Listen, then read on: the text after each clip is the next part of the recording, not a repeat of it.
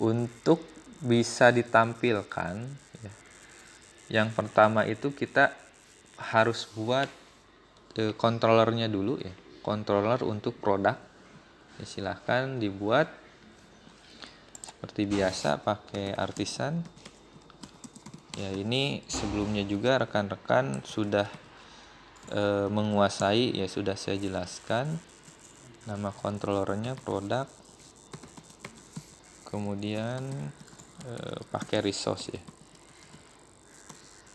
Nah ini silakan, yang lupa dibuka lagi materinya. Resource.exist, oh salah ya, harusnya gini ya, resource. Oke, berhasil.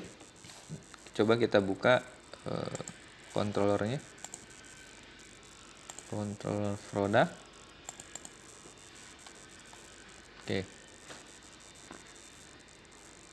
Nah, di sini karena kita pakai resource ya, tahu kita bahwa ini sudah terbuat otomatis ya.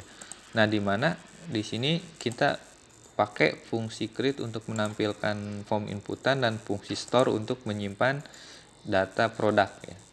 Oke, kita ke function create dulu. Oke, function create kita tampilkan return view ya.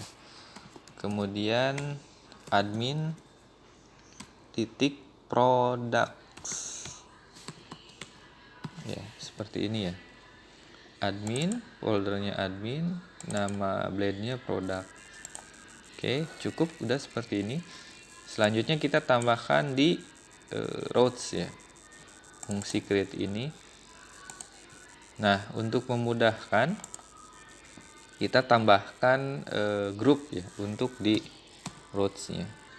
Nah, sebelumnya kalau sebelum menambahkan kita perlu panggil dulu untuk controllernya ya. Nah, use controller product controller yang tadi kita buat. Oke.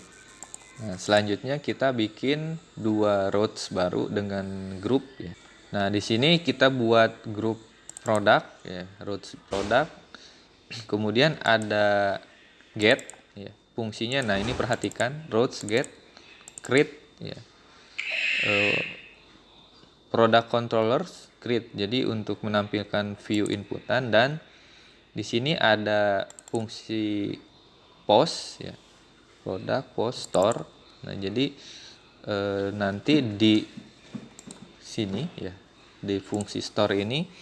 Nah, jadi kalau misalkan post itu salah satu cirinya ada request ya. Ada parameter request. Nah, ini yang akan digunakan untuk menyimpan data produk. Oke, nah setelah kita tambahkan di routes ya seperti ini, coba kita akses dulu di browser ya. Tampilan tadi yang kita buat blade-nya itu sudah terbuat secara sempurna atau belum, atau masih ada error gitu ya. Oke, kita coba akses. Oh, ini blank ya. Oh ya, oke. Tadi kan di produk ya, produk /create products. Oke. Nah ini dia rekan-rekan sekalian, kita sudah berhasil membuat UI atau user interface, dimana dari template Bootstrap yang sebelumnya di download ya. Nah, ini saya bikin menu produk ya. Ini ada sub menunya, ada add product. Nah, ini belum diedit ya. Nanti kita sesuaikan. Jadi ketika add product ya, dia langsung menuju ke form ya. Nanti kita buat juga tabel untuk list ya, list data yang udah diinput. Tapi kita fokus dulu aja ke input data yang di sini ya. Nanti untuk menu-menu ini kita sesuaikan sesuai kebutuhan ya. Nah, jadi input harusnya setelah input itu masuk ke database gitu ya. Nah, sambil dibuka untuk PHP My Admin-nya ya, tabel produknya ini udah saya clear, udah saya kosongkan. Nah, kemudian setelah kita berhasil nih buat user interface-nya ya. Nah, kita bikin sintaks di controllernya buat nyimpan data ke dalam tabel. Oke, silahkan buka lagi Visual Studio Code-nya. Oke, nah di root silahkan buat satu get untuk create dan satu post untuk store ya. Nah, karena sebelumnya kita sudah bikin untuk model products ya, yang ini ya. Nah, kita nggak perlu bikin lagi modelnya, kita pakai yang ini aja ya. Nah, tinggal kita import dulu. Kita import dulu untuk model products ya. Silahkan diimport. Nah, kemudian di store ini, oke, di store ini kita isi sintaksnya. Sintaksnya dari pertemuan sebelumnya itu sama ya. Untuk proses simpan datanya itu. Jadi pakai create. Nah, bedanya di sini ya, ini data array-nya udah sama ya. Bedanya di sini untuk value-nya diisi dari request ya. Request, kemudian objeknya itu adalah product underscore name. Nah, yang ini itu variabelnya, kalau yang ini harus sama dengan tabel yang ada di database dan model yang ada di produk. Yang ini harus sama ya. Ini kan sama dengan tabel database ya. Nah, dan yang ini sama seperti model ya. Jadi saling berkaitan. Nah, kalau misalkan value-nya diambil dari request. Request ini dari form ya, action form.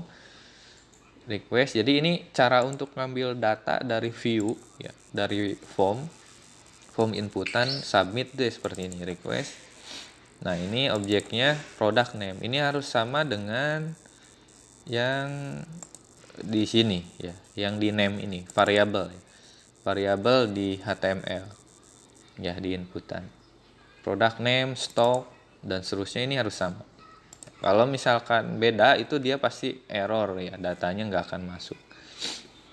Oke, simpan. Nah, harusnya dengan seperti ini kita sudah nyimpen data ini ke dalam database. Oke, kita coba rekan-rekan. Baik, kita refresh. Oke, ini title-nya belum dirubah ya. Product name misalkan mie goreng rendang ya. Stoknya ada 1000 misalkan. Brandnya Indofood. Nah, ini belum digunakan ya. Nanti akan saya kasih challenge untuk atribut diskon status ini. Saat ini kita abaikan dulu. Buy price-nya 1000, harga jualnya 2000 misalkan. Testing.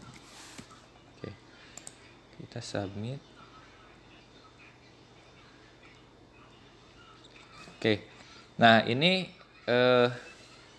oke, di sini kan ada proses ya. Harusnya muncul ini dulu sih. Muncul alert dari JavaScript, cuman nggak tahu kenapa langsung ngedirect ya.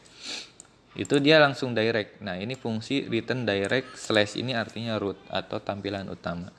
Ya. Nah, di saya di sini kosong not found ya, karena emang nggak ada untuk utama controllernya. Oke. Tapi nggak apa-apa, kita abaikan dulu. Ya. Nah, ini nanti saya cari tahu kenapa nggak muncul ya. Atau kalau kalian mau explore pakai suite alert, itu ada library-nya udah ada, tadi kita kopikan, kita tinggal pakai di sini gitu ya. Tapi itu next time lah ya, kita fokus dulu ke simpan data. Oke, kita buka di produk ini.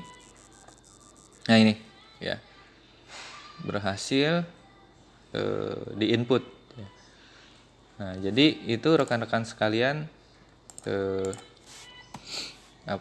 cara untuk menggunakan template dari Bootstrap dan menyimpan data melalui user interface.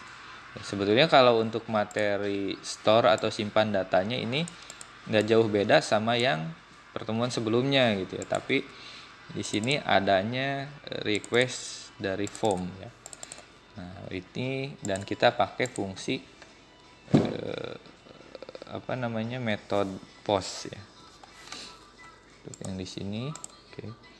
Nah, nanti untuk edit, delete dan seterusnya view untuk produk kita tambahkan di grup produk ini routes-nya. Nah, kemudian kalau untuk view-nya, rekan-rekan ya silahkan berkreasi sedemikian rupa. Di sini banyak konten, banyak widget yang bisa kalian tambahkan gitu ya. Termasuk ada progress bar, ya, aktivitas dan seterusnya. Ya ini gratis tapi udah bagus banget gitu ya buat kita belajar. Oke, rekan-rekan sekalian, mungkin segitu saja materi pada hari ini. Kurang lebihnya mohon maaf. Wassalamualaikum warahmatullahi wabarakatuh.